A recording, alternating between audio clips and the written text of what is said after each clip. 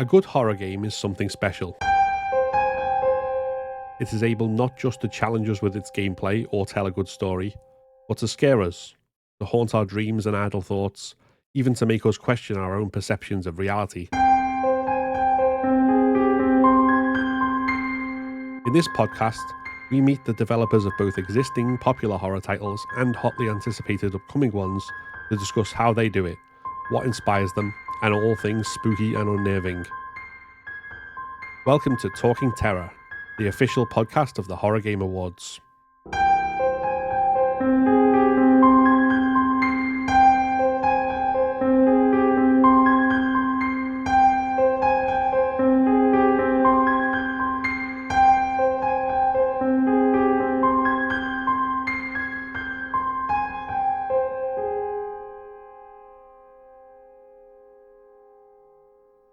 Hello and welcome to Talking Terror, the official podcast of the Horror Game Awards. I'm Phil and joined by Will, as ever, your co-hosts for the evening. And we are today joined by Vincent Adinolfi, who is the developer behind Heartworm, which is coming up in Q4 of 2024, I think it's currently listed for. Q2 now, but Yeah. honestly, that's kind of it's still an estimation. So Fair enough. Well, either way, thank you very much for joining us. It's a pleasure. yeah, thanks for having me, guys. So obviously we'll get to Heartworm in a second and we'll kind of talk about that and all what we can expect with the game and stuff. But one of the things we're trying to do with the Horror Game Awards is obviously celebrate all things horror and horror gaming in particular, because particularly on more mainstream award shows, it doesn't really get as much love or attention. So what we kind of like to start off with is just asking our guests what brought them into horror and made them a fan of the genre, either in games or wider as a whole. Yeah. So I mean, for me, like, I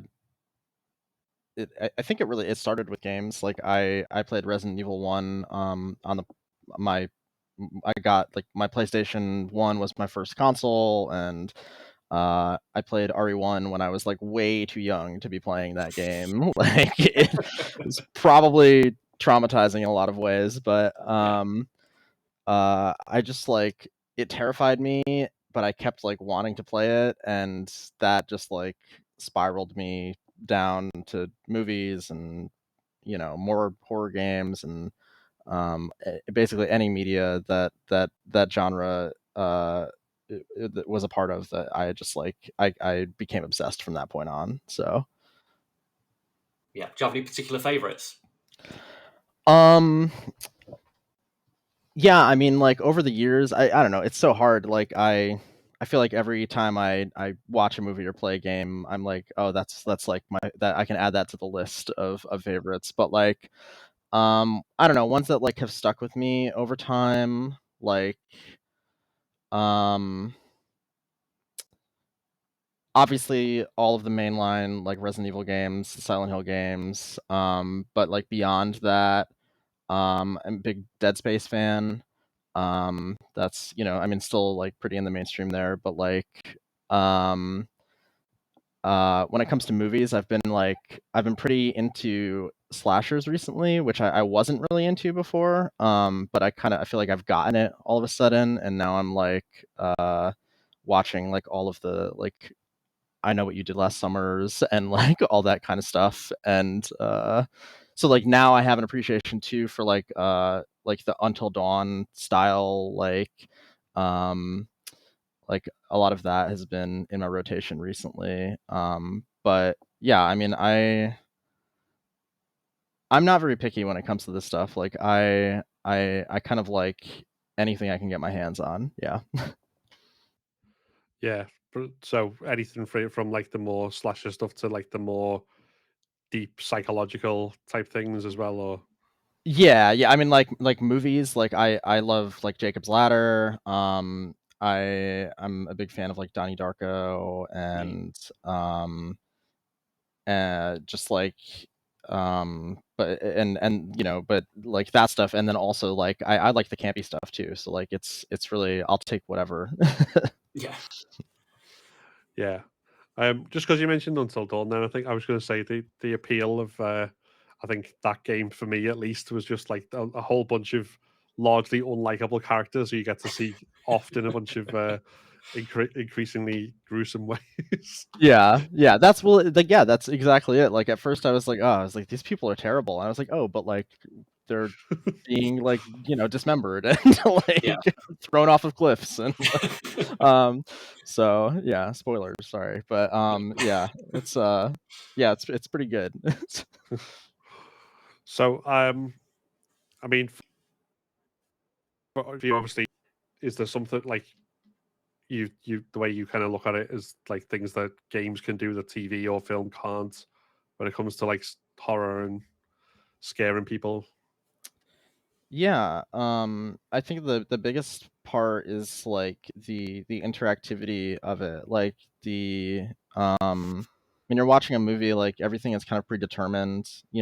There's like it can still be scary, obviously. Like there's but like the uh just like the way you control your own pacing when you're playing a game, and the developer, I guess, like kind of influences your pacing. I feel like can add the I don't know. It can add this like tension that doesn't exist in other forms of media. Um, like you kind of like as a player can like stumble on things and like it's it's just like I mean obviously there's so many things that are unique to games, but that's like I feel like that's one of the big ones.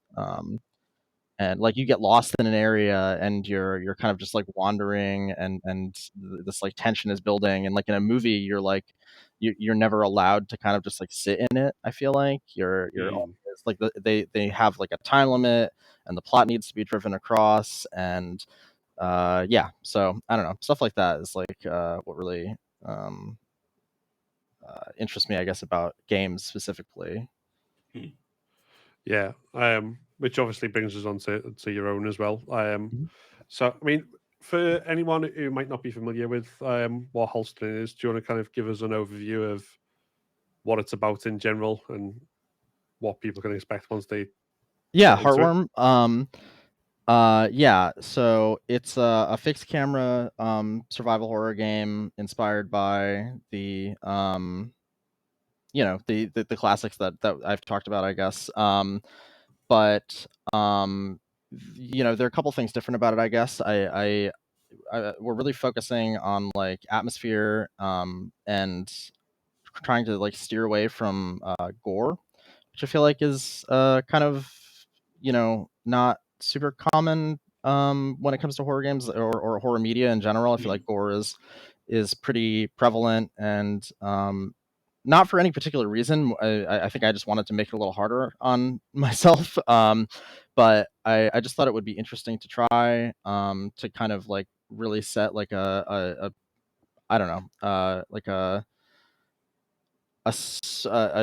psychological atmosphere for the horror of the game, and hope that like can come through enough. But yeah, like you use a camera, that's your weapon, and it follows this girl who is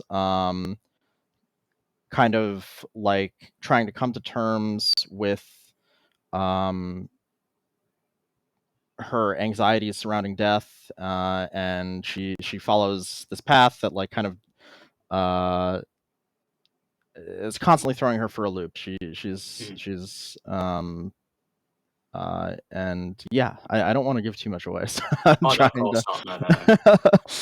But But no, it's yeah, because obviously you can't give too much of the story away. Is there any inspirations that you've had that came up with the story for yourself? Like, have you been inspired by any of the games or movies or to yeah, add to the story? so big. I mean, I think like I have a lot of inspirations. A lot of them are uh or maybe I guess what I should say is like a maybe less expected one is that I'm kind of I'm pretty into photography, and I there are a couple photographers that their work was kind of inspiring to me, Okay. as far as like developing the atmosphere that I wanted. two big ones are like Gregory Crewdson and Todd Hito. They do these like really like creepy. I mean, there's still images, which like I feel is kind of weird, but it's just like stuff like that. I like look at it and I'm like, oh well, what if there was more to this than just this like still image? And that's like that's kind of a big one for how I've developed a lot of the environments in Heartworm and the story, I guess. And yeah, so Yeah, I know it's just like, again, not giving too much away, just purely going by what's on the description on Steam, but Mhm.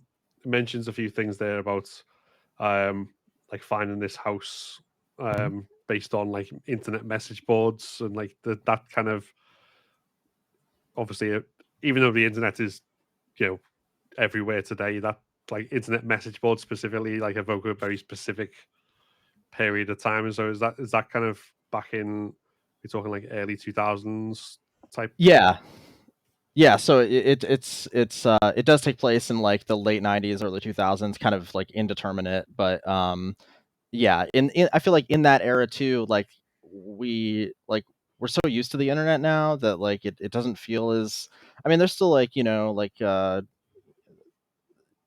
we have like SCP and like all the like no sleep stuff. There's lots of like creepy stuff still on the internet, but I feel like when it was a lot newer for us, there was more creepy stuff, and maybe even like looking back, it seems creepier than it actually was. But so I feel like that's kind of like that's definitely an inspiration too. Is just like that feeling of like um yeah, I don't know, like going online and like the possibility of like finding something you're like not supposed to find, and Mm. yeah, and a lot of the mechanics and atmosphere of the game are based on that time period too. Just because I mean, I think like for me, it's just I have nostalgia for it, Mm. and I think a lot of other people do. So I feel like that it resonates with people, or hopefully will. So Yeah, I think that, I mean, the late 90s in particular, obviously, is kind of for survival horror fans, especially. That's you know, specific era, like with the Resident Evil and Silent Hill and everything around yeah. that. And then when you said about like the internet being scarier in like older stuff, like I immediately kind of, I forget which one it was. There was an X Files episode where, because this like smart house was connected to the internet, it was able to kill people and Hmm. stuff like that. That's the kind of stuff where it's like, obviously now that seems completely absurd, but Yeah. back then everything seemed like, scarily possible. Right. Yeah. So that sort of was what kind of what I thought of when you mentioned about that Hmm. sort of area. Um, So yeah, I mean, I'm assuming you don't, the house that she visits is not connected to the internet. It's not that kind of stuff. No, no. Or There's that would be a pretty good game though. That like I feel like that's unexplored. I don't know of any like games that where the house is trying to kill you. I can't think of any off the top of my head, but I'm gonna write that one down for Yeah. maybe future. Yeah, yeah, No, we'll take credit for that as well. yeah. I'll credit you guys. That's as long as we get royalties, go for Yeah. it. yep, absolutely. Yeah. 20 Uh, cents per game if that's not yeah. too soon. Oh. So the actual setting within the game, is that from like your location where you live and real life experiences, or is that Yeah. from? So yeah, it is. There's so like I said, I was into photography. Like I'm not so into it now as I used to be, but I used to kind of just like explore, around me. Mm. And I liked taking pictures of abandoned stuff. That I think that's like a pretty common path for people who are into that stuff to go down. And they're like probably over a decade ago, I found I live in like a suburban area, but there's a lot of rural areas around me. So the deeper you go into the rural areas, it's kind of there's a lot of abandoned stuff. Like people, Mm. I don't know, lived there and left and whatever. But there are these two giant houses that I stumbled on, and uh I kept going back to them for like years afterwards. The house was just there, and it was like a mansion that was just people just got up and left. I never found out anything about it. They never did anything with it. It's just like sitting there, like fully furnished, decaying, like and I always I don't know why I was so drawn to it, but like literally the layout of the house in the beginning of Heartworm is basically one for one the layout of this house that I used to explore. That's And cool. a lot of the visuals are inspired by like the pictures I've taken of it and what it looks like. And yeah. So it was it was a cool piece of inspiration for sure. And then a lot of the other stuff in the game is I think I draw a lot from like my surroundings. So it's a lot of like I live in New England, so there's a lot of like the New England suburbia and foliage and all of that and stuff that uh basically reminds me of the places I grew up. So Yeah. Yeah, obviously I'm more familiar with Old England than New England. yeah. But it's like, again, from like mostly going off film, it's like they've got like the big townhouses, like there's that sort of style over Yeah. there, and Yeah, for um, sure. yeah, because I'm sure I can't think of any off the top of my head, but I'm sure there's been lots of horror. Like New England seems to be a particular setting for like a lot of horror stuff. Even though I Yeah, I can't mean, think of a single example, I a can lot of say. like I think the biggest one is like Stephen King. Like everything he Yeah, does yeah. takes place like basically around where I live. So that's like that's always that's been a big inspiration for me too. I think like I'm not the biggest fan of his work in general, but like there's stuff that I appreciate about it, and especially like the atmosphere because it's like yeah, I don't know why. There's just like something about those kind of houses or like these kind of neighborhoods that is inherently like unsettling sometimes. So Yeah, yeah. And obviously you've done this all like fixed camera style. Again, harking back to the classics of like Resident Evil in particular. But you've also like gone for like specifically a low res 3D look as well as the fixed camera. Is that kind of what was the reason behind it? You just wanted to make it look and feel like an older PS1 type game? yeah, there were a couple reasons why I think I went that path. So like primarily from the start was it was more of just like a constraint to help me manage developing it on my own. Now I do have a small team working with me now. There's about 5 of us, but the in the beginning it's like, okay, I'm gonna need to do the code, I want to do the music, I want to write the story, I want to create all the art assets, like to make like at the scale the game that I wanted to make. I don't have the skills to to do that at like a triple A level. Yeah. um and then I saw like what people like Puppet Combo and just like everyone on the internet that is making like a retro style game is doing. And I was like, oh, I was like, that, yeah, that it totally makes sense. Like it was scary, like that I feel like it gets brought up a lot, but like the lack of detail and how it lets your mind fill in the gaps, like Mm. it's just really like I feel like it accentuates the horror elements. So so that was a really big one for me. And then specifically for Heartworm, like because we like I wanted to switch up the combat mechanics and go so when you use the camera in the game, you go from fixed camera to an over the shoulder third person camera, kind of like RE4 style mixed with the older RE games. And the 3D environment and the low res of it all like kind of helps with that, because like even like nothing's pre-rendered, it's you can look at everything in the game, everything is Yeah. modeled, there's no like fake walls or anything, like it's all explorable. And yeah, so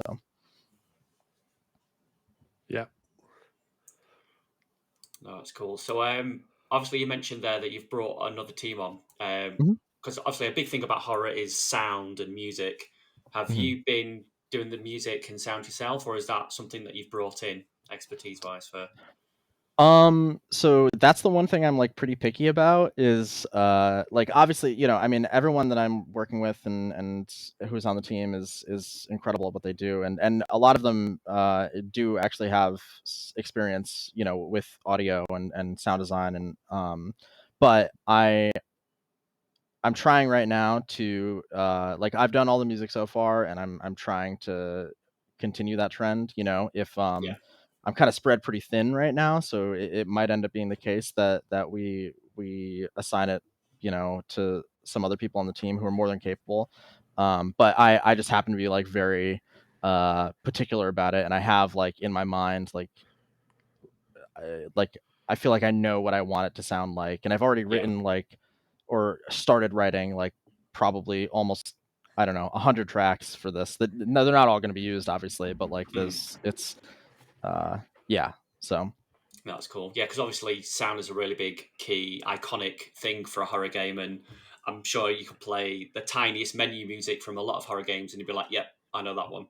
So yeah, obviously, you want it to be your perfect vision, don't you? definitely, yeah, and it Yeah, has to be memorable, like you said, because I exactly. feel like that's we all get those like save room themes stuck in our head, and like Mm. I wrote like 30 save room themes before I was like, this is the one, like, Yeah.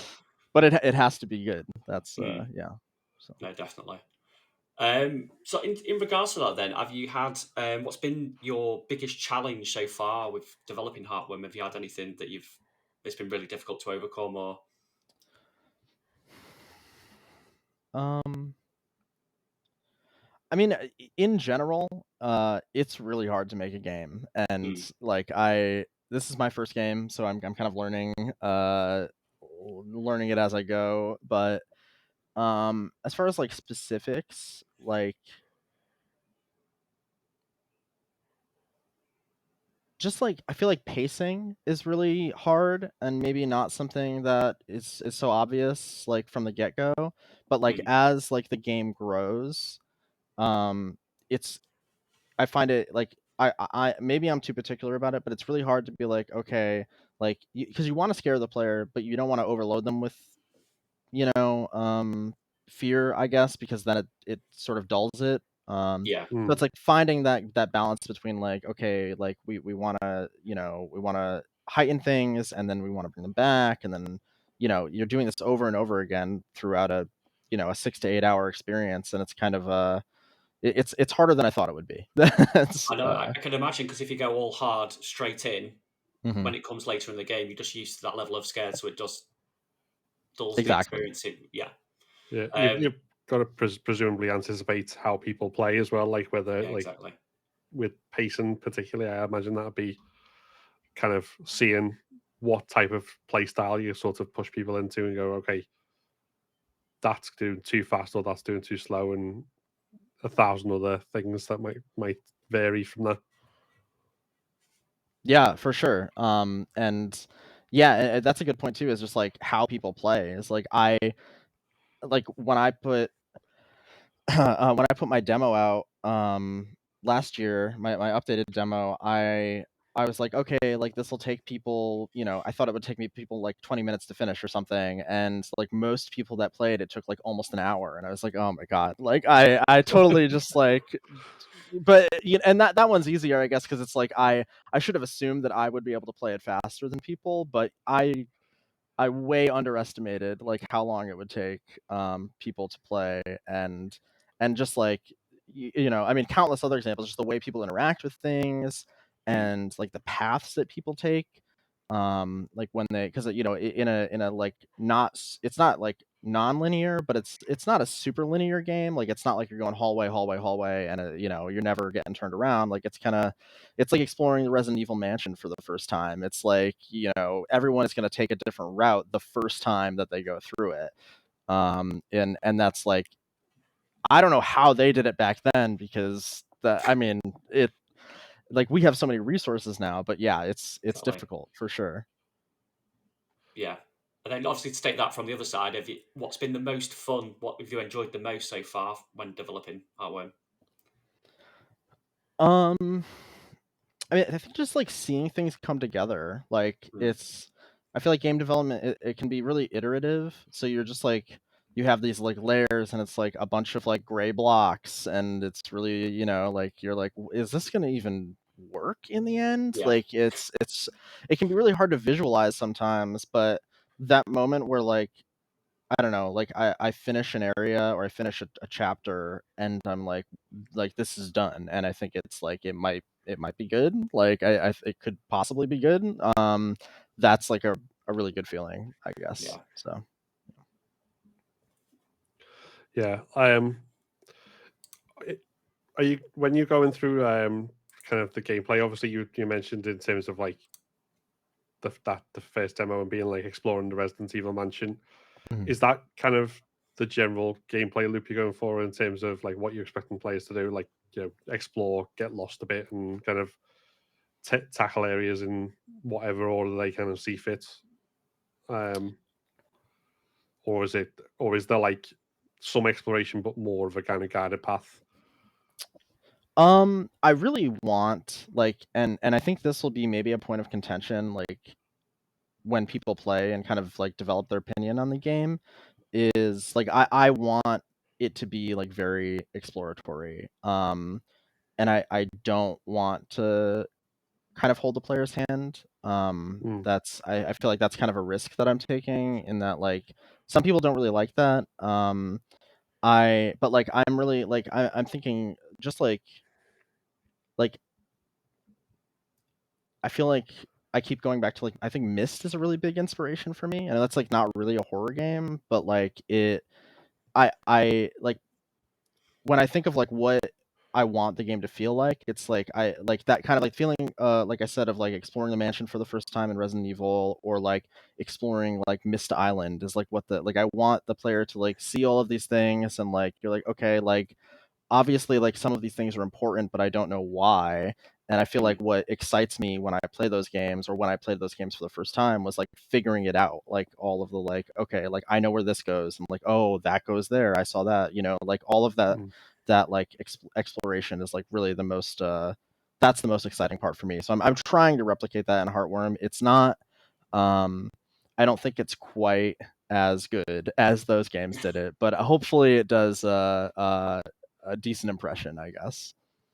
Yeah, I mean, I'm generally kind of more in favor of that sort of stuff. I think the more I've thought about it as well, like I was replaying the old Tomb Raiders, for example, and like Mm. you are literally just you're in a place and figure it out, figure out where to go. And whereas like now it's more, and I suppose there's good sides to it as well, but it's more that kind of thing. After like if you're stuck for more than 5 minutes, either they'll be like press this button for a hint, or an NPC will basically come and scream at you which way to go. And Yeah, right.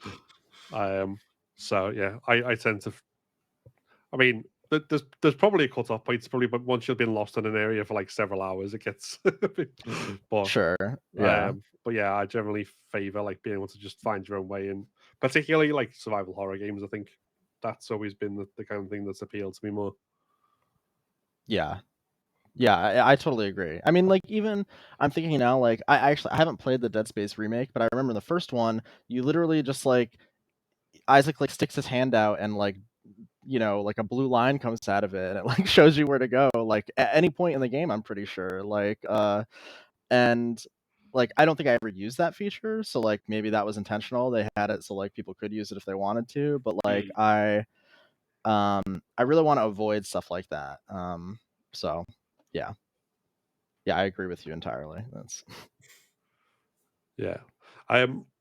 So what's it been like as you've been building this, and obviously there's like a public profile on Twitter and Steam and stuff, and um, in terms of like the community, is that felt like something that's kind of like really grown alongside the game and been really beneficial to the experience, especially as a first game and it be all being brand new.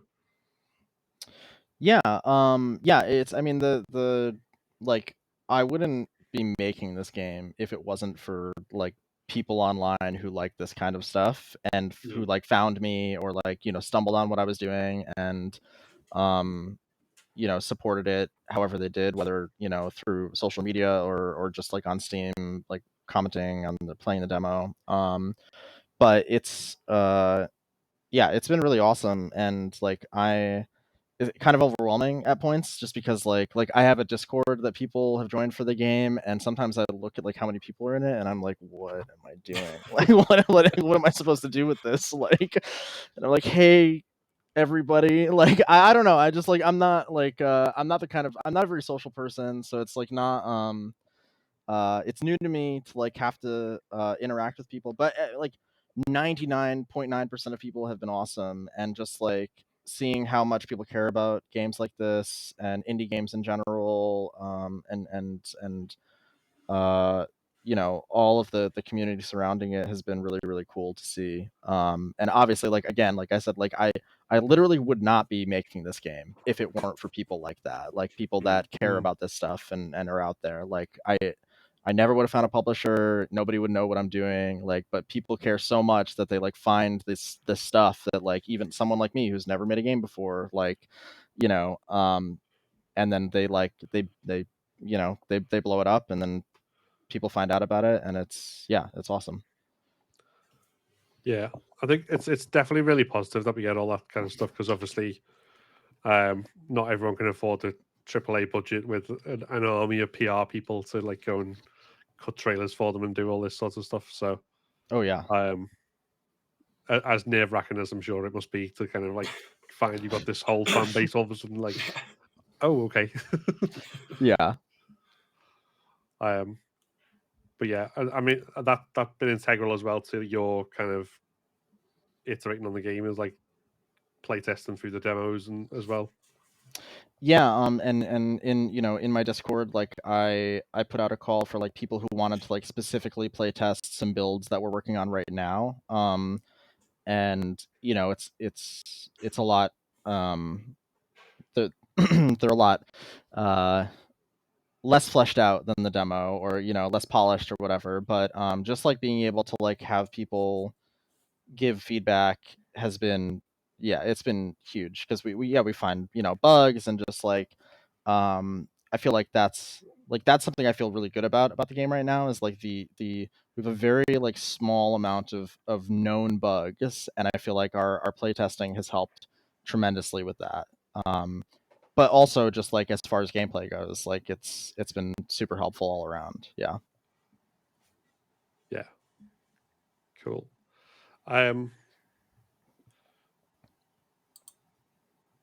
So yeah, I'm just trying to think of anything in terms of the game. Have we got anything coming up in the near future that fans need to watch out for? We might have a new trailer coming soon. Otherwise, we're kind of like dead in the middle of the development process. And like things are going really well.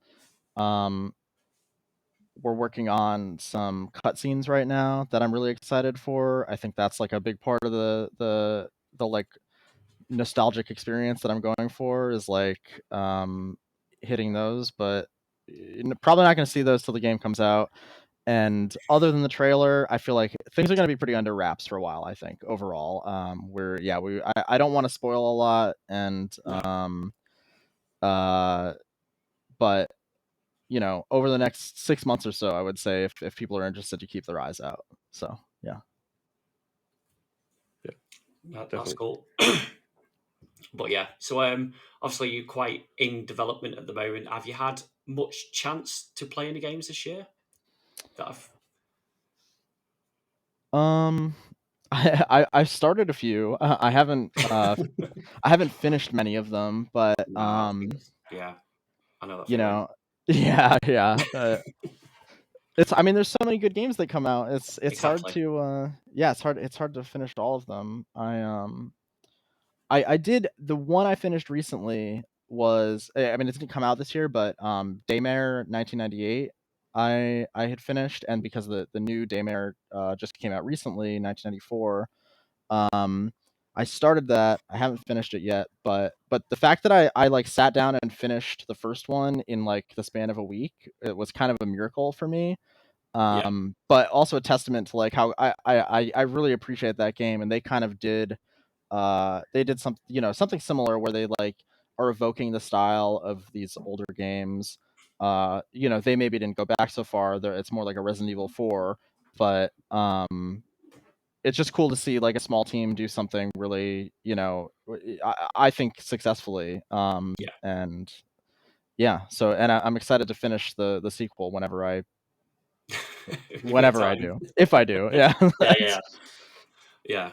Is there anything that's caught your eye at all? That's because obviously we've I think on our current camera 130 horror games that have come out so far this year. Is there anything that's really caught your eye? Um, I think I'm really looking at a lot of um. I mean, obviously, like the big remakes are like always on my mind, like Silent Hill 2, or I mean, and I don't know if that's, you know, I don't know if that has a release date yet, but or sequels like Alan Wake 2 Mm. is really exciting. The I was a big fan of the Penumbra series, so like the Amnesia game that just came out. The That Bunker, yeah. Yeah, the Bunker. Yep, that uh, which I haven't played, but I want to. And then like some smaller indie stuff like what I see people doing online, like I forget their name, but they put out a demo a couple of years ago, and they just announced that they're like gonna update the demo or like put something else out. But the project is called Endless Blue, I think, and Okay. it's like fixed camera, but it's like and also kind of retro, but it has like a really really polished style that, and I'm really excited for whatever happens with that in the future. Mm. So yeah. Oh, that's Yeah. cool.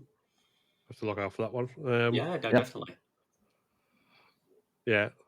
I mean, that's one of the things, like, kind of, we've always kind of gone into these and, like, where people have got games coming out next year, it's sort of go, well, who would you pick for horror game of the year for this year? But then obviously everyone's in the middle of developing games. And go, well, I haven't had a chance to play. Yeah. Yeah. It's like when I'm done with this game, maybe I'll play all of the games that came out, you know, during the process. Yeah, But well, like I say, there's 130. We can just give you the list, and you can just yeah, lock yourself Tick away them off for on your- a month or so. for sure. Yeah. Cool. So,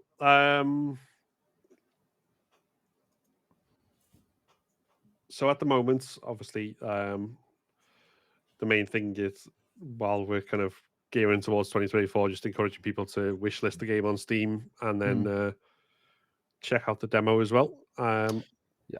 So, for anyone watching, there will be a link in the description for all that. So do check it out if you get a moment. And adding to the wish list is always free and helps out massively. So much. Please wish list it. Please. But yeah, I mean, it'll be very exciting to see when it's all kind of come to fruition. Which I'm sure you yourself, like that moment of seeing something as a finished product. Like, I can't even imagine what that will be. yeah, like pressing that button to say it's ready. Honestly, yeah, I can't imagine what it's gonna be like either. That's so. But I'm definitely looking forward to it. Yeah, I've got visions now of that, like moments of like people who've been kept imprisoned in the dark for years and come out Right. and like this That's exactly. hovering That's what against I'm the gonna. sunlight. It's gonna be. That's gonna be me like leaving my house is like for the first time in 3 years. So yeah. Well, it's been an absolute pleasure to talk to you, and obviously, like I say, talk about Heartworms, something that's very exciting. So, thank you very much for talking to us, and thank you to everyone for watching. And we will hopefully catch you on the next one. Thank you guys so much. No Cheers. problem. This has been Talking Terror, the official podcast of the Horror Game Awards. Thank you very much for listening. Check out the links in the description for more info on where to follow our guests in order to support them and keep up to date with their work. The Horror Game Awards will be airing live on YouTube on Saturday 16th of December. Make sure you're subscribed to the channel to avoid missing out on what promises to be a very exciting night of awards and game reveals, as well as future episodes of this podcast and other content. Thanks again for joining us, and we hope to see you next time.